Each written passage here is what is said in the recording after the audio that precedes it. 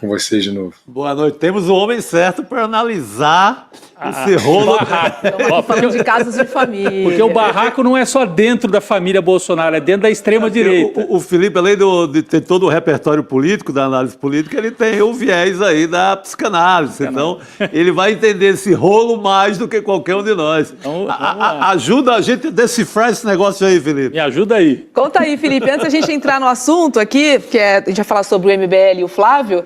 Pô, vou aproveitar, né, você com a sua psicanálise, porque a gente está falando de um caso de família Bolsonaro e um outro caso de família Gomes, né, do Ciro, Cid, enfim, madrasta, olha, que confusão. Irmãos Metralha. Irmãos Metralha, nossa tudo. senhora. Tem tudo aí nesse pacote, né? E ainda tem o MBL, né? Ainda tem o MBL. Ah, sim. MBL brigando. Exatamente. Uma loucura. Ainda tem o MBL atacando o Flávio Bolsonaro. Vamos nessa. Esse caso é paradigmático, viu, Chico? O MBL versus a família Bolsonaro é a briga da direita Nutella com a direita cloroquina. Mas, no fundo, são a mesma coisa. É como se fosse a cloroquina com gosto de Nutella. Porque a direita, a extrema-direita, ela se funda em 3 mitos fundamentais.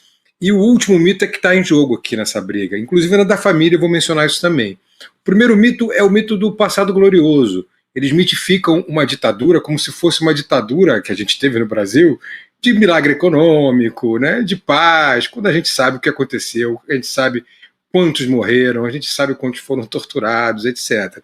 O segundo é o da teoria da conspiração.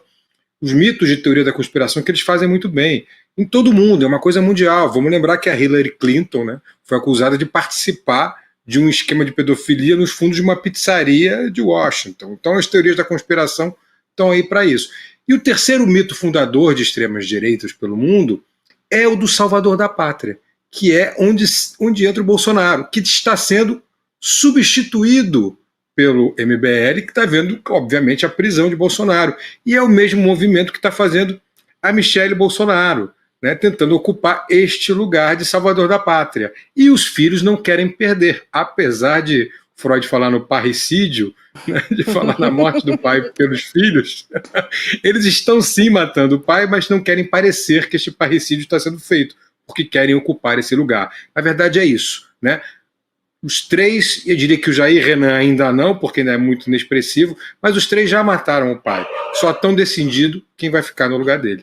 É um parricídio freudiano. Tem que matar a madrasta também, né? E aí vira história infantil misturada com Freud, né? Porque daí é aquela coisa do rei que casa de novo, e aí a madrasta é malvada com a princesa e tal, mas é uma mistura de parricídio com madrastocídio aí, porque o que eles estão fazendo...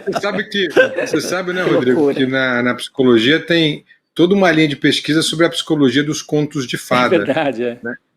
É toda uma linha de pesquisa. Muitas vezes eu sou muito crítico disso, porque é uma linha muito machista, inclusive, né? Porque sempre tem uma mulher que é a vilã. Mas a gente, nesse caso aqui, eu acho que não estaria cometendo nenhuma injustiça em falar que estamos abordando 2 grandes vilãs. Né? Não só a Michelle, mas a Damares. Isso aí é uma coisa que a gente tem que ter muito em mente, porque é outra estratégia que a extrema-direita usa, é pegar determinadas figuras e fazer delas representações hipotéticas do que a esquerda defende. Exemplos, sem citar a Michelle agora, vamos lembrar que foi colocado na presidência da Fundação Palmares um negro que falava que não existia racismo no Brasil. Vocês lembram? É uma estratégia clara. Como esquecer, né? Como esquecer? A Damares era ministra das Mulheres e dizia meninos de azul, meninas de rosa. Né? Então, uma vez eu estava discutindo num grupo e alguém me dizia assim, não, mas é preferível votar em qualquer mulher do que no homem. Nós, mulheres, temos que votar em qualquer mulher. Aí eu questionei, até na Damares? Então valeria votar mais na Damares, por exemplo, do que no Chico Sá? Essas questões, elas são apropriadas, vocês entendem? É uma apropriação ideológica, cultural, que a extrema-direita faz, tentando confundir. Então, Roberta, veja, o presidente da Fundação Palmares, que é um negro, dizendo que os escravos foram felizes, vieram felizes para o Brasil da África, é de um absurdo, é inacreditável, mas é como se eles roubassem o lugar de fala para justificar as barbaridades que dizem. Pois é. Ainda bem que a Fundação voltou a estar em ótimas mãos. É sobre isso. Vamos falar dessa tretinha, então, do MBL agora, com o Flávio, Felipe, porque o presidente do Movimento Brasil Livre, o Renan Santos, ele disse que quer acabar com a raça do senador Flávio Bolsonaro. A fala do pré-candidato à presidência pelo Missão, ela se refere a um possível cenário eleitoral em 2026. E foi dada durante o primeiro festival do MBL, que aconteceu aqui em São Paulo esse fim de semana. Vale lembrar, gente, que o MBL foi fundado em 2014, quando liderou os protestos pelo impeachment da ex-presidenta Dilma Rousseff. O partido também apoiou Jair Bolsonaro nas eleições de 2018, mas rompeu com o ex-presidente durante a pandemia. Vamos ouvir o que disse Renan Santos e a gente volta a conversar. Quero ver o filho corrupto deles no debate comigo. Flávio Bolsonaro, eu te aguardo.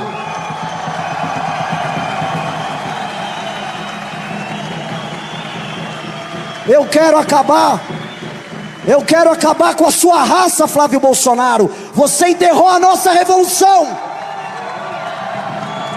Você enterrou a nossa revolução. Mas nós não morremos, Flávio Bolsonaro. É isso aí, né, Felipe? A nossa revolução. Mas a revolução deles passa por esse escândalo da Refit agora. Refit, tem Eles estão numa lavagem de dinheiro monstruosa. Mas vai lá, Felipe.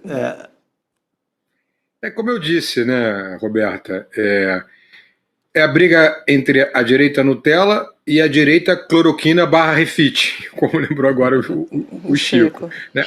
Uma direita antiga, né, que rouba, uma direita antiga que persegue opositores, uma direita antiga que dá o golpe, e uma direita Nutella nova que quer as mesmas coisas. E além disso, eles têm uma outra coisa em comum que fica muito clara nesse discurso: o ódio, a apologia ao ódio. Veja como está repleto de ódio. Nós vamos acabar com a sua raça, Flávio Bolsonaro, é o que diz o representante do MBL. É o mesmo campo semântico do Bolsonaro apontando aquela pseudo-metralhadora, né, dizendo: vamos metralhar essa petralhada aqui do Acre, lembram? Então o ódio está ali. O discurso do ódio é o que mobiliza esse pessoal, é o que mobiliza a extrema-direita. Então é perceptivelmente uma direita Nutella brigando com essa direita cloroquina / Refit, / escândalo das Bíblias no Ministério da Comunicação, / golpe de Estado, / uma série de coisas, né, que a gente sabe que a extrema-direita fez e continua tentando fazer nesse país, com essa direita Nutella que tem a mesma estratégia do ódio, que movimenta algoritmos, vamos lembrar, que movimenta uma parcela do eleitorado que entra nessa onda do ódio. O Freud chamava isso de narcisismo das pequenas diferenças. É um narcisismo que faz com que as pessoas se identifiquem não a partir do que elas são, mas a partir do que elas acham que não são. Então é o tal pobre de direita do Gessé.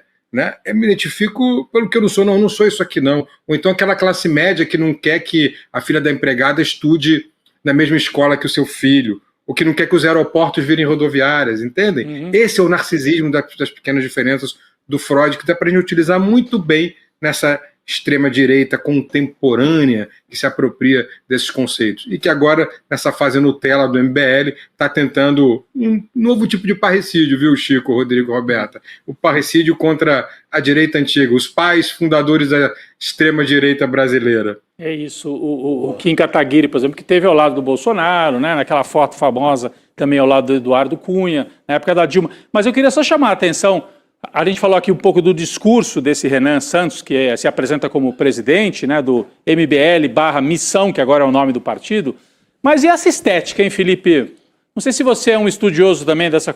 Você viu que ele estava com uma espada, né? Uma espada, não sei, né? Tem uma simbologia, claro, ali, uns estandartes que tem uma coisa meio medieval. Eu conversava com o nosso William De Luca, que é muito ligado nessas observações assim e tal. Ele me dizia o seguinte, né? Eles usam uma estética da geração Z, né? É uma linguagem de iconografia que mistura videogame, anime. Então, mas como é que você observa isso, né? No primeiro momento dá uma estranheza, né? A gente olhar o cara com uma espada, e depois eu vi outros discursos no mesmo evento, eles passavam a espada para o outro, cada um que ia discursar ficava com a espada. Então tem uma coisa que a gente pode achar meio medieval, mas que dialoga com uma geração nova pela imagem, né? E, olha, mistura aí, tem o símbolo deles que é um tigre, não, uma onça, né? Uma onça e tal. Parece o jogo do tigrinho, né? É o jogo do tigrinho, muito homem, você olha para o público, é basicamente homem, acima de entre 30 e 40 anos. Como é que você observa essa coisa visual aí, né? A linguagem visual dessa gente? Estandartes, né? O MBL é uma mistura de semiologia da imagem de geração Z com semiologia da imagem do próprio nazifascismo. Esses estandartes que vocês estão vendo aí são estratégias nazifascistas. É uma mistura do anime com os filmes dos nazistas. Reparem, se a gente pegar as estratégias usadas por Goebbels, em termos de semiologia da imagem, a gente vai ver que o próprio símbolo nazista, por exemplo, é um símbolo hindu, é um símbolo de uma cultura que foi apropriada. Então, quando eles se apropriam de uma cultura contemporânea, como a cultura dos animes, por exemplo, eles não estão fazendo nada novo, só estão se apropriando de algo que é contemporâneo. A estratégia semiótica, Rodrigo, que é a sua pergunta, é uma estratégia muito parecida. Usar a espada é quase como fazer a saudação, né, do Hitler. É uma maneira de marcar um campo semântico e ter uma identificação visual própria. E repare, aí você me pergunta, por que a maioria é homem? Essa é uma questão que parece que a sociologia, a psicologia tem respondido com alguma clareza, né? Há um certo sentido de abandono no universo masculino contemporâneo graças às conquistas femininas. Então, esse homem, esse menino de 21 anos, não é um menino, é um homem, né? Ele já chega muito ameaçado e com medo, porque não está preparado pela geração anterior e nem na geração atual para lidar com um mundo em que há igualdade de direitos, meu querido. Homens e mulheres são iguais. E aí ele apela para a violência. A gente cansa de ver cenas de violência nesse sentido. Então, por isso que a maioria é conservador. Por isso que a gente está vendo a maioria homem se tornando conservador com medo da ascensão feminina. Eu vejo isso no consultório o tempo inteiro, eu vejo isso relatado em problemas na psicologia, na sociologia, o tempo inteiro, né? E justifica essa tua pergunta, Rui, essa tua observação. Não, enquanto ele falava rapidinho, só para completar, quer dizer, é um símbolo de força, né, de guerra, e um símbolo fálico, a gente pode dizer também, né? Exato. Né? A espada. Então, por isso o universo masculino representado, Rodrigo. É isso, exatamente. Uma coisa masculina. Exatamente. Assim. Não é exatamente a mesma coisa que faziam os nazistas, né? O símbolo fálico e o símbolo de guerra, exatamente a mesma coisa. E reparem que no caso dos nazistas, até o símbolo principal era apropriado de uma relação de paz, mas que é ressignificado. É uma outra semiótica, uma outra semântica. É assustador. É muito assustador isso.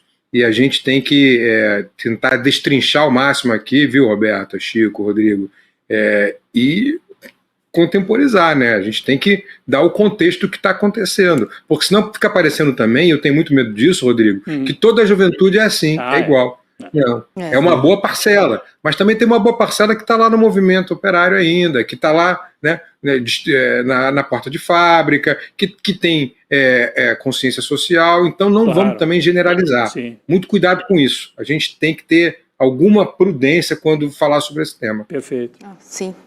Queria falar sobre um ato flopado do final de semana, gente, porque o ato em apoio ao ex-presidente Jair Bolsonaro, realizado na tarde de ontem, ali em frente ao Museu Nacional da República, em Brasília, registrou uma adesão de 130 pessoas. 130, 130? 130 pessoas. Não é 130 tem mil? Mais zero. Não, só tem um zerinho. Meu Deus do céu. 130. Tá? O evento terminou às 4 da tarde. Anteciparam, né, o final do evento, né, diante do reduzido número de participantes, que defendiam, é claro, a anistia aos condenados no dia 8 de janeiro, tipo aquele disco riscado, né? E pediam a libertação do ex-presidente Jair Bolsonaro. E aí, questionado pela reportagem do ICL, o líder do PL na Câmara, o deputado Sóstenes Cavalcante, ele se fez um pouco de desentendido, que não estava sabendo de nada.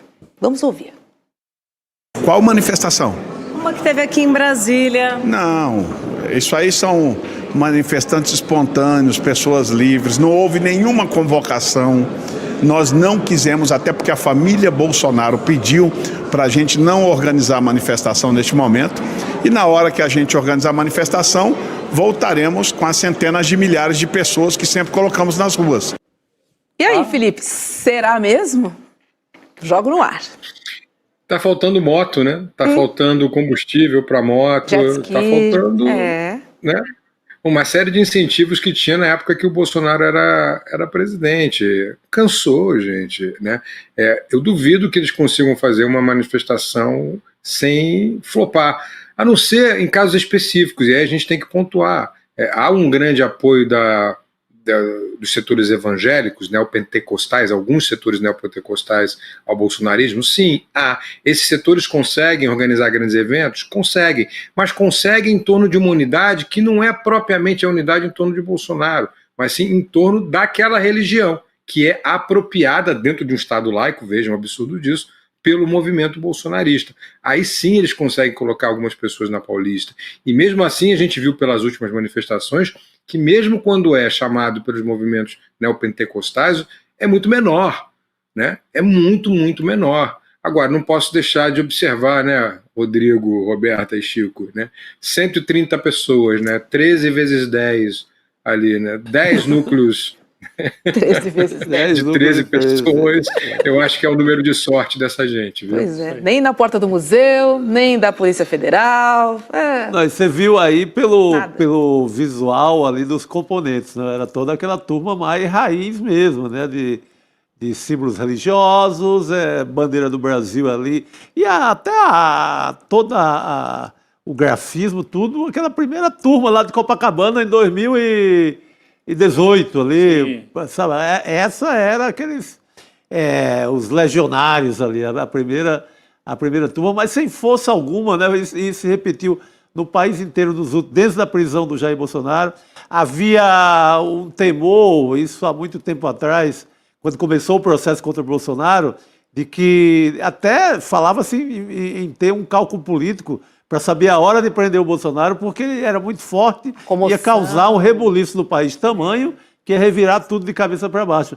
Está lá o homem na tranca, nada acontece, a Michelle tentando tomar o partido para ela, que ela vai engolir os rapazes aí, porque o Felipe falou da questão das igrejas, ela tem mais força nas igrejas do que todos eles juntos. Ela é evangélica, né? Até porque ela não está mentindo, ela é evangélica mesmo. O Bolsonaro é que uma hora era evangélico, outra hora era Flamengo, outra hora era Vasco, outra hora era Palmeiras, ele era tudo ao mesmo tempo. Mas ela pode engolir a família nesse sentido, ela ser a herdeira mesmo do voto bolsonarista, porque ela é mais autêntica nesse sentido. Ela ficaria com o voto bolsonarista evangélico, por exemplo, que é uma força mais organizada. Que é um segmento que deve ser lá, 10%. Sim. 10% de voto ela tem. Verdade, é importante observar. Ela já sai com o do Garçom, 10%. E o pessoal na maldade fica colocando os vídeos dela muito alegre, né? Chegando ao Ceará, correndo, para quem está com o marido preso e tal, chegando toda sorridente ao Ceará. Mas são os aliados que dizem, viu? O Alan dos Santos falando. Ela está alegre demais, que é a maldade aí em cima da história. Insinuando uma traição ao Jair Bolsonaro. No mínimo política. Sim. Por enquanto. No mínimo política, mas tem fofoca de bastidor também que a gente sabe muito mas bem. Aí não interessa. Mas, tá muito caso de família isso aqui hoje. Mas, né, essa rodinha. Não dá Mas eu acho que vai ter um fator decisivo aí que é o Valdemar, porque vai ter um momento, eu não acredito que o Jair largue o osso. Então ele vai tentar repetir uma estratégia conhecida e vai se lançar candidato mesmo preso e mesmo inelegível. Pelo PL. E o Valdemar da Costa Neto é refém disso. Aí a briga vai ser para quem vai ser o vice, que assumirá no lugar de Bolsonaro. Eu não acredito, eu não vejo Bolsonaro entregando a rapadura para o governador de São Paulo. Não vejo. Acho que o Tarcísio não sai candidato a presidente. Acho muito mais provável Bolsonaro, Jair, né, manter a candidatura para aparecer nas pesquisas, para não perder o capital político, e colocar um dos filhos como vice ou a própria Michelle. Aí é que vai ser a briga, né, para saber quem vai ser o vice e assumir. Mas vai ter um Bolsonaro, nas aspas, cédula eleitoral no ano que vem. Eu tenho pouca dúvida sobre isso. Porque o que ganha Jair Bolsonaro, a família Bolsonaro, a própria Michelle, apoiando alguém que não tenha o sobrenome Bolsonaro? Porque vamos supor que ele seja eleito, né? O que não vai acontecer. Mas se for eleito, no dia seguinte, acaba a família, assume um novo personagem. Lembram do Salvador da Pátria? Sim. O mito da extrema-direita passa a ser outro, passa a ser o próprio Tarcísio. Né? E perdendo, ele continua com um capital político gigantesco, né? E o nome Bolsonaro desaparece. Então, eles não vão entregar esse legado. Eu ainda acho que o Flávio consegue dar a volta na Michelle dentro do partido, não na comunidade evangélica. Sim. Aí vocês têm razão. Ela é muito mais original. Mas dentro do partido, com Valdemar Costa Neto como refém, talvez o Flávio consiga dar essa volta. Tem até um Bolsonaro já impresso aí, que está andando por vários lugares. Bolsonaro de papelão? É o Bolsonaro impresso e auditado de papelão que está circulando como candidato. Ele é o candidato do momento, é aquele display lá do Bolsonaro. É o único candidato que pode sair, né? Circular. Exatamente. Então, esse papelão seria o candidato com o Flávio de vice, para o Flávio assumir a candidatura logo mais. Esse seria o... Por enquanto um papelão duplo. É isso que eu ia falar, é o bolsonarismo fazendo um papelão na eleição, né? Por aí. Fazendo papelão. Total. Vocês acham que então eles tirariam Michelle? Eu acho que consegue. Consegue. Eu acho. O partido inteiro, a Michelle com mais influência nos evangélicos, mas o partido inteiro, a burocracia do PL, com aquela macharada toda, tiraria daria o que estão falando, que a Michelle seria candidata em Brasília, no DF, ao Senado. E resolveriam ali a história dele. E o Flávio ficaria como esse nome para empunhar a bandeira do bolsonarismo. E ainda resolve o problema de Santa Catarina, Rodrigo, porque o Carlos está tendo muita resistência em Santa Catarina e o Carlos assumiria essa vaga de candidato a senador pelo Rio de Janeiro. O Carlos voltaria para o Rio, né? E daí liberaria as duas vagas em Santa Catarina e sairia candidato ao Senado. É verdade. É um esquema que faz sentido. E aí depois eles teriam que nomear um vice para o Flávio, que daí vão fazer uma composição com alguma liderança do Nordeste, o Rogério Marinho, alguém por aí, né? Uma mulher. O próprio Zema. Próprio Zema, pode ser. PL/Novo, né? PL/Novo. Mas é muito mais interessante para a família fazer isso, mesmo sabendo que vão perder a eleição, para manter o capital político, é mais interessante do que entregar outro. Com certeza. Se eu fosse Bolsonaro, eu pensaria exatamente Faz uma bancada boa ali na Câmara, faz uma bancada boa no Senado, tem uma verba ali de negociação, tem um dinheiro grande para tocar, e eles gostam muito disso, né? De ter dinheiro, emenda, que é o jogo deles, sempre foi. E das Essa cartas, é a tese que eu tenho defendido, Chico. E vocês podem me cobrar em abril, que é quando isso vai ser definido, mas eu acho que é quando o Tarcísio teria que se desincompatibilizar do cargo. Acho que não, ele vai continuar governador, vai tentar a reeleição e vai tudo ficar na família Bolsonaro. Eles não têm nada a ganhar com a candidatura de alguém de fora da família. Faz todo sentido. Faz muito sentido. Não enfraquece o sobrenome, inclusive, e se perde, né? Porque política, se você não é falado, se não está nas manchetes... Despeça a ideia de grupo político, a ideia de ter um bolo de verba, que eles gostam muito disso, de ter emprego para eles mesmos, primeiramente, e depois para distribuir. Essa ideia de grupo político vai para o espaço se eles não estão na chapa. É verdade. Exato. Deixa eu trazer mais um assunto aqui para nossa roda, gente. Vem lá do Sul. Escuta essa, gente, porque a Secretaria de Educação do Paraná disse que vai apurar práticas de doutrinação e apologia à violência em um colégio cívico-militar de Curitiba. Tem um vídeo aí que foi divulgado pela Associação dos Professores do Estado, e aí você vê nesse vídeo adolescentes sob orientação de um policial militar. Eles aparecem marchando e entoando versos que falam em entrar na favela e deixar corpo no chão. Vamos ver um trecho do vídeo.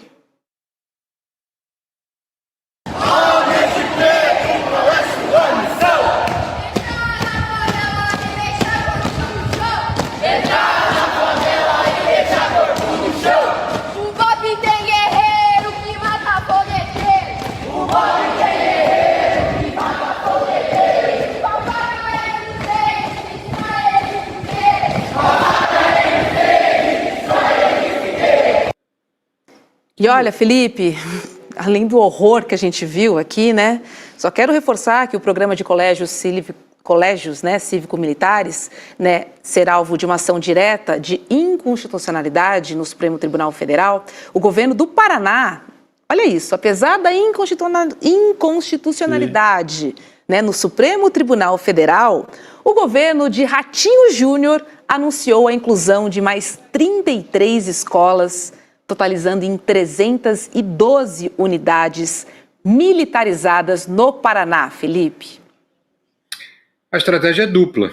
A estratégia é enaltecer a violência e tratar o diferente como inimigo. Enaltecer a violência e tratar o diferente como inimigo. Repare, a polícia militar, ela está numa lógica militar. O militar, ele invade território. E quando ele invade o território para conquistar, o outro é o inimigo. Só que o outro é brasileiro, é cidadão, paga seus impostos, só é mais pobre.